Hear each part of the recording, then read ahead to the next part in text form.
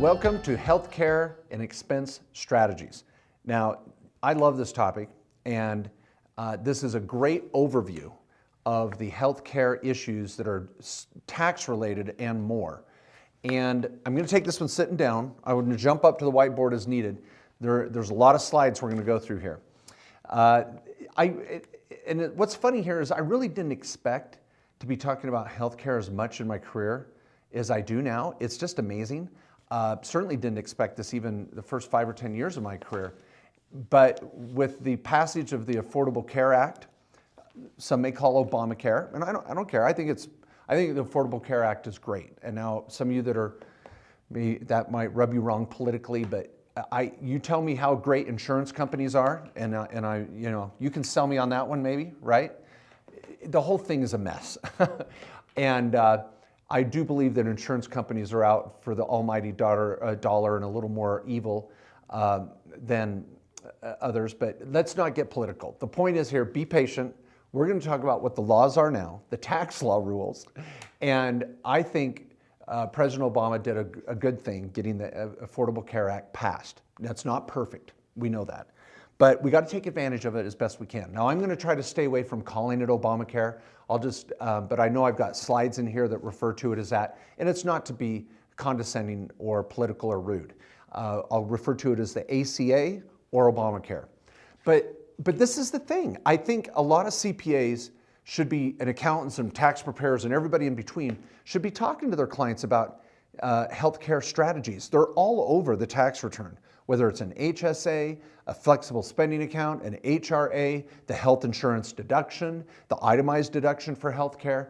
These are all playing a role on the tax return. But who's going to talk about it? Your insurance agent? They're not going to get into it. The banker? The lawyer? Who? This is up to the accountant to have this conversation, and you, as a taxpayer, have got to demand a conversation about this with your tax preparer. You've got to be able to have a conversation of how to save. Healthcare costs are off the chart. Health insurance premiums are brutal. We've got to talk about ways to save, and it starts with the tax return. It starts with good old hardcore tax law planning. So anyway, there's my sales pitch.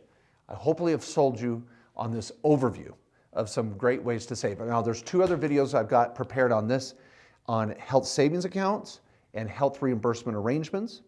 So you'll want to watch those, and I'll highlight when those come into play. So let's go to my first slide here. I call it not Obamacare, but Kohler Care. I've got 9 ways to save on healthcare. And so this is my 2019 update, and I think those that have listened to me before are not going to see a lot of changes, just a few updates here and numbers and maybe a few different jokes or perspectives that might be helpful. But here's the 9 we're going to go through. And let's read through it quickly here. Minimize and avoid any Obamacare taxes. If we can avoid a tax, we can. I'm not doing it in spite of President Obama or my political agenda. I'm just saying we want to save taxes. So if we can avoid it, let's do it. What about the insurance penalty? Is it still here? Is it gone? Choose the right health insurance. Deduct your health insurance correctly. Small business healthcare tax credit.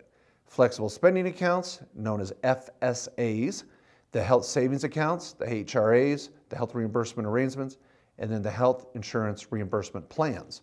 So these are 9 ways. There's probably more, but these are my top 9 ways to save on healthcare.